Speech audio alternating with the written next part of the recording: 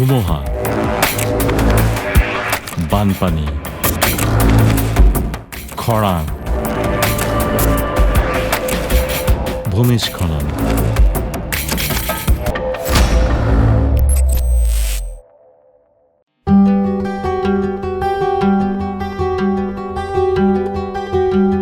জলবায়ু পৰিৱৰ্তন মূলত পৃথিৱীৰ আৰম্ভণিৰ পৰা অনুভৱ কৰা এক প্ৰাকৃতিক প্ৰক্ৰিয়া।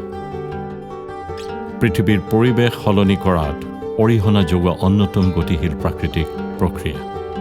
পৃথিৱীৰ ভূতাত্ত্বিক ইতিহাসৰ বিভিন্ন পৰ্যায়ত ইয়াৰ জলবায়ুৰ ধৰণ মূলত উষ্ণতা, চাপ আৰু বৰষুণৰ ক্ষেত্ৰত উল্লেখযোগ্য পৰিৱৰ্তন ঘটিছিল। প্ৰাগ ঐতিহাসিক যুগৰ প্লিষ্টোইন কালছোৱাত পৃথিৱীৰ উষ্ণতা এনে এক পৰ্যায়লৈকে নামি আহিছিল যে পৃথিৱীৰ উপৰিভাগৰ বেছিভাগ ঠাই বৰফাবৃত হৈ পৰিছিল। কিন্তু পৰৱৰ্তী কালছোৱাত পুনৰ পৃথিৱীৰ উষ্ণতা বৃদ্ধি পাবলৈ ধৰে। ফলস্বৰূপে বৰফ ক্ৰমান্বয়ে গলিবলৈ আৰম্ভ কৰে। এনেকৈ পৃথিৱীৰ প্ৰাকৃতিক ইতিহাসত সময়ে সময়ে জলবায়ু পৰিৱৰ্তন হৈ আহিছে আৰু ই এক নিৰন্তৰ প্ৰক্ৰিয়া।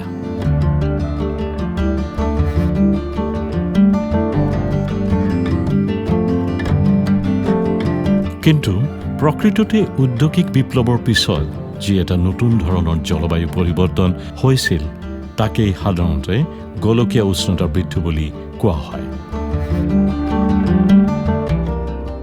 পৰিৱেশ পৰিৱৰ্তন আৰু ইয়াৰ লগত জড়িত সমস্যাসমূহৰ ওপৰত কৰা আলোচনাসমূহত গোলকীয় উষ্ণতাৰ বৃদ্ধিয়ে সদায় আগস্থান লাভ কৰি আহিছে।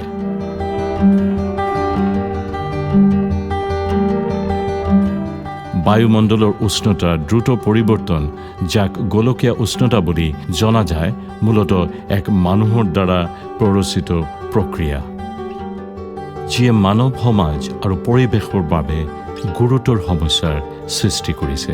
Climate change is the greatest threat to humankind, and it is not just climate change, it is related to biodiversity loss, it is related to pollution, and together this triple crisis of that humanity is facing is unprecedented. It has never happened before. The climate is changing very rapidly and it is having very great consequences on humans, on biodiversity, and it is going to affect the future like in unbelievable ways.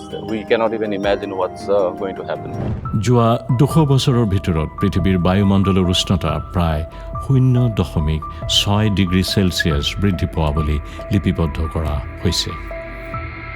আৰু এইটো সন্দেহ কৰা হৈছে যে যদি এই ধাৰাটো অবিৰতভাৱে চলি থাকে তেন্তে বৰ্তমান শতিকাৰ শেষৰ ফালে বায়ুমণ্ডলৰ উষ্ণতা 4 পৰা 5 ডিগ্ৰী চেলছিয়াছ বৃদ্ধি পাব পাৰে, যাৰ ফলত প্ৰকৃতি, মানুহৰ স্বাস্থ্য, আনকি জীৱিত উদ্ভিদ আৰু প্ৰাণীৰ অস্তিত্বৰ ক্ষেত্ৰতো বহু সমস্যাৰ সৃষ্টি হ'ব পাৰে। প্ৰকৃতিৰ বুকুৰ পৰা সম্পদ আহৰণ কৰাৰ লগে লগে প্ৰকৃতিৰ ওপৰত হেঁচা পৰিব, এটা নেতিবাচক হেঁচা পৰিছে। আৰু আমি যে কৈছোঁ যে আজি যদি আমি প্ৰায় 100 বছৰ আগৰ কথা ভাবোঁ, আমাৰ অসমখন, সেইখনতো যেতিয়া জংঘলৰ দেশ বুলি কৈছিলে, চাৰিওফালে অৰণ্য আছিলে, ঘাঁহনি আছিলে, ভৰ্তি হৈ আছিলে, জনসংখ্যা একেবাৰে কম আছিলে। এতিয়া জনসংখ্যা বাঢ়িল, জনসংখ্যা বঢ়াৰ কাৰণে সেই আমাৰ প্ৰাকৃতিক যিবিলাক উপাদান সেইবিলাক লাহে লাহে অলপ কমি আহিছে আৰু তাৰ ওপৰত এটা নেতিবাচক প্ৰভাৱ পৰিছে। বিজ্ঞানীসকলে ইতিমধ্যে বিশ্বৰ বিভিন্ন প্ৰান্তত গোলকীয় উষ্ণতাৰ বৃদ্ধিৰ লক্ষণ আৰু ইয়াৰ প্ৰভাৱ বিভিন্ন ৰূপ আৰু মাত্ৰাত ধৰা পেলাইছে। ভাৰততো ই ব্যতিক্ৰম নহয়। চাওক, গ্ল'বেল ৱাৰ্মিং মানে কি হৈছে, গ্ল'বেল, এইটো কালি ইয়াতে হৈছে বুলি কথাটো গোটেই পৃথিৱীত হৈ আছে। গ্ল'বেল ৱাৰ্মিং ইজ এ ফেনমিনান হৈছে এতিয়া ৱৰ্ল্ড ৱাইড গ্ল'বেল। গ্ল'বেল হোৱাৰ কি টেম্পাৰেচাৰ বাঢ়ি যাওঁতে আমাৰ যিটো ফুলনি যিবিলাক হয়, যে পিৰিয়ডত ফুলটো ফুলিব নহয়, সেইটোতো টেম্পাৰেচাৰ বেছি হ'লে এই টাইমত নুফুলে, সেই পিছুৱাই দিব, ৰিএডজাষ্ট কৰিব। যিবিলাক ফ্ৰুটছ আমি ৰেগুলাৰ খাওঁ, হয়তো তাৰ টেম্পাৰেচাৰ চেঞ্জ হ'লে তাৰ অৱস্থা বেয়া হ'ব, ছইলৰ কোৱালিটি ডিটৰেট কৰিব, এনভাইৰমেণ্টে ৱাটাৰৰ কোৱালিটি, ৱাটাৰ টেম্পাৰেচাৰ বাঢ়িব।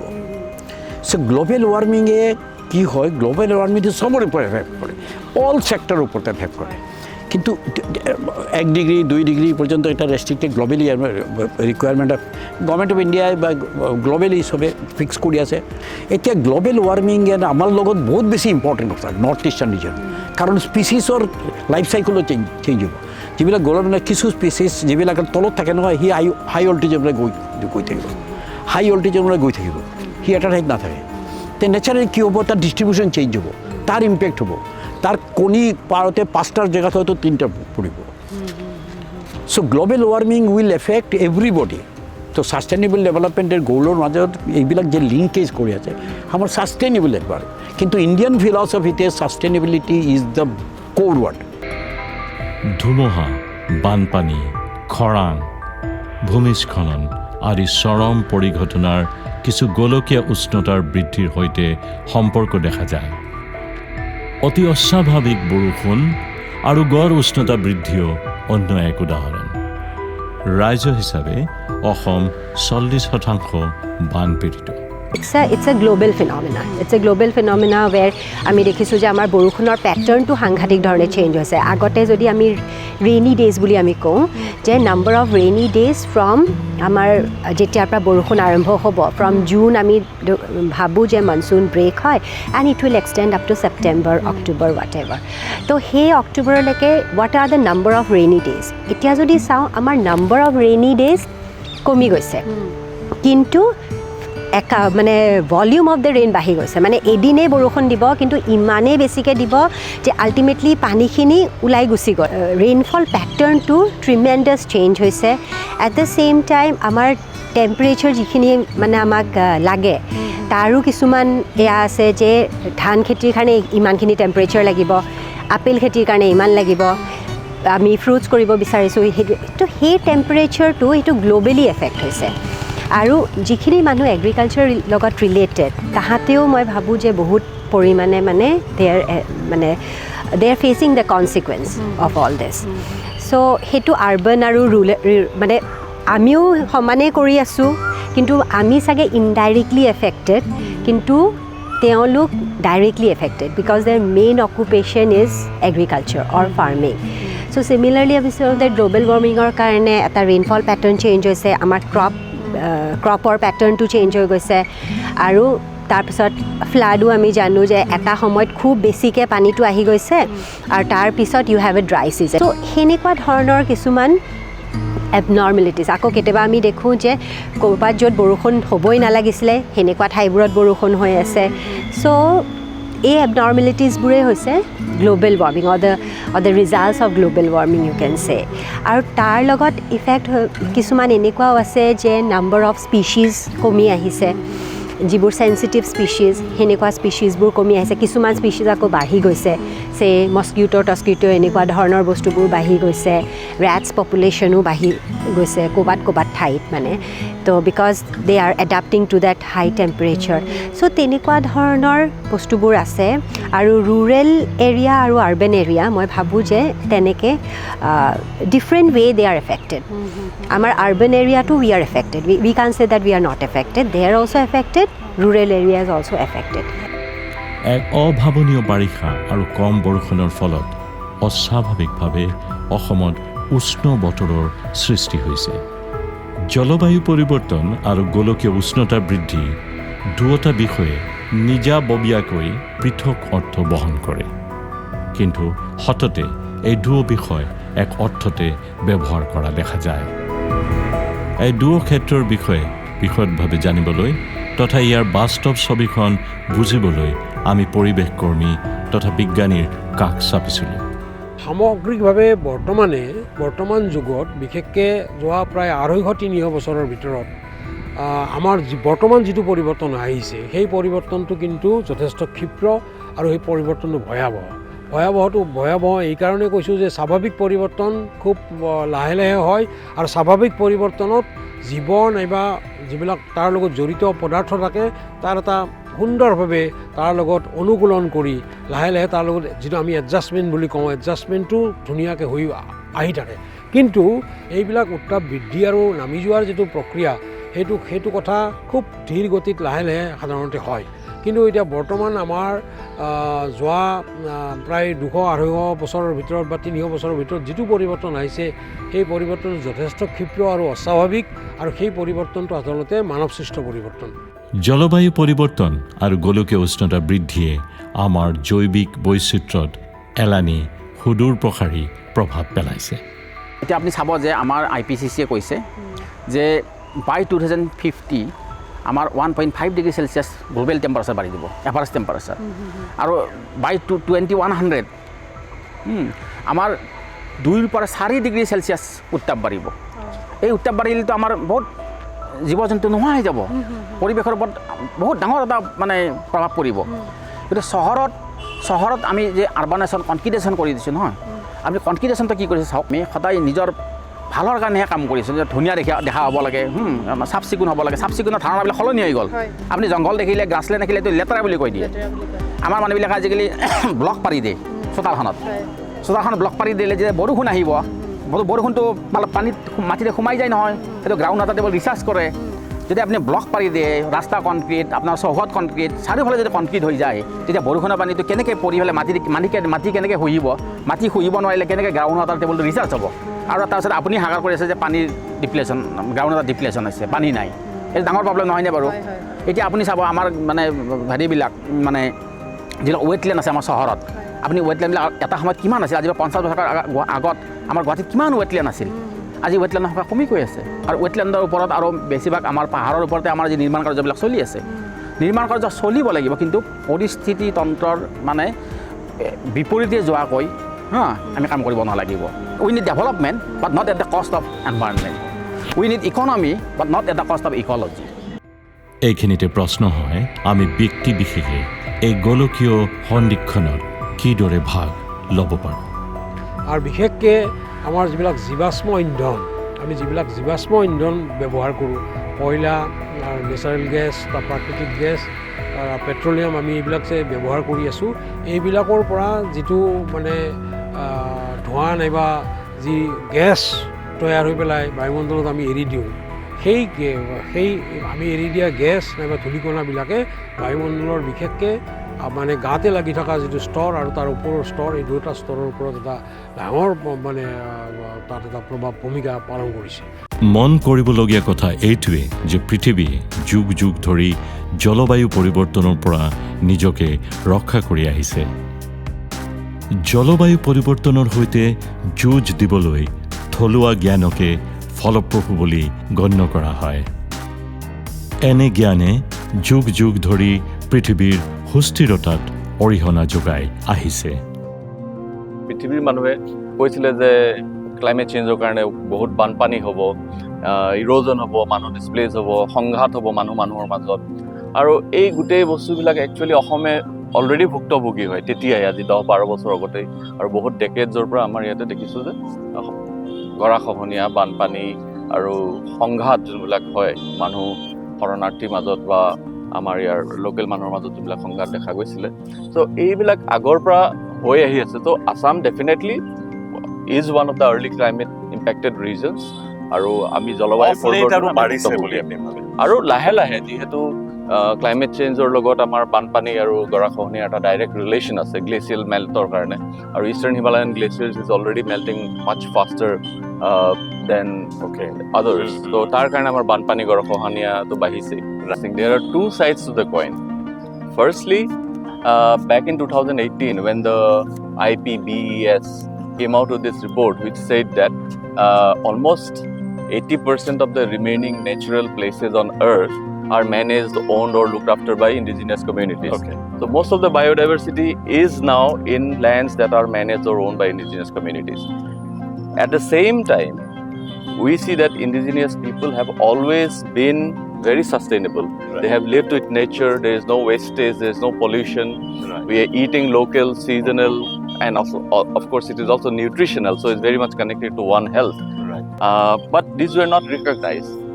After the Paris Agreement, it is subsequent follow-up like Glasgow 2026 and the rest of the follow-up agreements and the global biodiversity framework. There is a new consciousness that we have to relearn from indigenous communities. We have to reconnect to nature. We have to understand how we can live sustainably with nature. Otherwise, the sustainable development goals would not be achieved. যোনটো আমাৰ মাটিৰ লগত connection আছে, আমি যেনেকৈ প্ৰকৃতিৰ লগত থাকোঁ, আমাৰ শিকিবলগীয়া পৃথিৱীত শিকাবলগীয়া বহুতেই আছে। আৰু সেইটো কাৰণে মোৰ indigenous peoples climate justice forum through the এইটো আছিলে উদ্দেশ্য যে আমি পৃথিৱীৰ মানুহক আমাৰ মানুহ কেনেকৈ থাকে, প্ৰকৃতিৰ লগত মিলি কেনেকৈ থাকে, আৰু আমাৰ ইয়াতে কেনেকৈ জলবায়ু পৰিৱৰ্তনৰ এফেক্ট হৈছে, আৰু ভৱিষ্যতে যেতিয়া আমাৰ লছ এণ্ড ডেমেজ ফাণ্ডছৰ কথা আহে, আৰু এইটো মানুহ সংঘাতেই নহয়, মানুহ হাতী সংঘাত বা গৰাখহনীয়া বানপানী গোটেইবিলাক অল অফ ইট, তাৰ কাৰণে যোনটো লছ এণ্ড ডেমেজ ফাণ্ড ধাৰ্য কৰা হৈছে so' that our people get a place in the global negotiation table. ঋতুৰ পৰিৱৰ্তন, অপ্ৰত্যাশিত বৰষুণ আৰু সাগৰৰ স্তৰ বৃদ্ধি আদিয়ে জীৱিকা আৰু স্বাস্থ্যত প্ৰভাৱ পেলাব পাৰে। লগতে জোকাৰণি, দুৰ্যোগ আৰু অনাকাংক্ষিত পৰিৱৰ্তনে মানৱ সমাজক অধিক দুৰ্বল কৰি তুলিব পাৰে। So I started off with conservation. Before that, I used to be in government service. But once I was in conservation, and then we found that the understanding, that relationship that existed between humans and animals was slowly being fractured, and that is of course because of consumerism. That is the pressure of modern living. But really the most important driving point was when I went on this expedition to Antarctica and I saw the remains of the Larsen B ice shelf, which had collapsed in 2002. I went there 11 years later in 2013. Right. And on a very cold morning, our leader, Robert Swan, who was the first man to have walked to both the poles, told us that this is what climate change looks like. The polar regions are melting and it's going to have unimaginable consequences on wherever you live. So I needed to find out, and I immediately connected because I knew that floods and erosion and the conflicts that we are seeing in Assam, it is all connected to migration and other issues, what people were migrating from low-lying countries into our region. Then animals were forced to migrate because of, say, loss of suitable habitat. So all this was causing conflict. And that actually motivated me because I knew there was very little understanding. So I got myself trained as a climate reality leader under Mr. Al Gore, the founder of Climate Reality Project, who won a Nobel Prize for bringing climate change out of the scientific realm to the mainstream. Along with the IPCC in 2007. So that was the motivating point. And then with the support, with the knowledge systems that we have in place, it just developed from there. পৃথিৱীৰ বাসিন্দা হিচাপে আগন্তুক প্ৰজন্মই যাতে এক নিৰ্মল আৰু সুস্থ পৰিৱেশ তন্ত্ৰ লাভ কৰিব পাৰে, সেয়া আমি সুনিশ্চিত কৰিব লাগিব, আৰু এয়াই আমাৰ প্ৰাথমিক কৰ্তব্য। Recently, as in 2023, you have been to an forum called Arctic Momentum. Please decode that for us. The main aim of Arctic Momentum was to ensure that people who are at the front lines, who are directly affected, they have a say in ensuring that we have proper research and development, and they have a say in deciding whether or not geoengineering can be utilized in particular areas, especially when it comes to saving lives. So that was what Arctic Momentum. And as you say these things, this is not only for a particular forum that the things need to be discussed. As you said, that cascading effects. When we look at it holistically, cascading effects again give rise to some hazards. There has been a chain reaction like that when you see the technology, it is being implemented, and that again gives rise to some hazards. Now, how do we deal that sort of a situation? Obviously, one of the best ways to deal with that unknowns is to have proper field research. At this moment, most of the geoengineering technologies are either not field tested widely as they should be. They are limited to just model tastings in some particular areas, or there is not enough finance to ensure that we do all the research and development that is required. So that I think has to change because in certain ways, we know that all of us that there is so much of methane and carbon dioxide locked in the atmosphere that even if we stop emissions from today, still warming will continue. Ushnota to badhiye thakibo because of biomondolot thaka methane or carbon dioxide karone. Tar karone ami ki koribo lagibo? To bring it back, we need some kind of technological intervention to buy time for the sake of the future generations, for the sake of the present generations who are dying from the impacts of climate change. What do you think is the participation of the youth? Are they aware? Because youths need to carry this movement forward. You know, if we are to save this earth from climate change and global warming. Youth have been very active, and youth have been able to mobilize millions, including adults and adolescents and middle-aged people, cutting across corporates and private sectors and government employees. All have come out in support of movements like Fridays for Future, and that is the hope. And not only that, youth are also now making these lifestyle changes that we find it difficult to make. Like there are millions of youth who have decided not to travel by air because of the impacts. There are millions who are going vegan or plant-based to lower their impact on the planet. So এইবিলাকতো যুৱ প্ৰজন্মই কৰি আছে পৃথিৱীৰ কাৰণে, আৰু I think they are the real stewards of the environmental movement. ভৱিষ্যত যিটো আমাৰ প্ৰজন্ম আহি আছে, কথাটো এনেকুৱা যে এই পৃথিৱীখন আমাৰ পূৰ্বপুৰুষেও এই পৃথিৱীখনত আছিল, আমালৈকে পৃথিৱীখন তেওঁলোকে উপহাৰ হিচাপে দি দিছে, আমিও আমাৰ উত্তৰ পুৰুষক পৃথিৱীখন উপহাৰ হিচাপে দিব লাগিব। আমি এই পৃথিৱীখনক সুন্দৰ যিটো প্ৰাকৃতিক পৰিৱেশ থকা এখন পৃথিৱী যদি আমি আমাৰ উত্তৰ পুৰুষক উপহাৰ হিচাপে দিব পাৰোঁ, তেওঁলোকে ভোগ কৰিব পাৰিব আৰু তেওঁলোকে এটা খুব সুন্দৰকৈ অনুভৱ কৰে। সেইকাৰণে বৰ্তমানৰ যিটো আমি মানুহ আছোঁ, আমাৰ কথা ভাবিলেই নহ'ব, আমি ভৱিষ্যত প্ৰজন্ম, পৃথিৱীৰ ভৱিষ্যতৰ কথা আমি ভাবিব লাগিব। সেই কথাটো অত্যন্ত গুৰুত্বপূৰ্ণ। বিশেষজ্ঞসকলে মত পোষণ কৰিছে যে জলবায়ু পৰিৱৰ্তন আদিম অৱস্থাৰ পৰা ঘটি থকা এক স্বাভাৱিক পৰিঘটনা, কিন্তু যিটো হাৰত এই পৰিৱৰ্তন ঘটিব ধৰিছে এয়া এক শংকাৰ কাৰণ হৈ পৰিছে। সঘনাই জলবায়ু পৰিৱৰ্তন হোৱাটো ভৱিষ্যতৰ বাবে এটা ভয়াৱহ আৰু অশুভ সংকেত।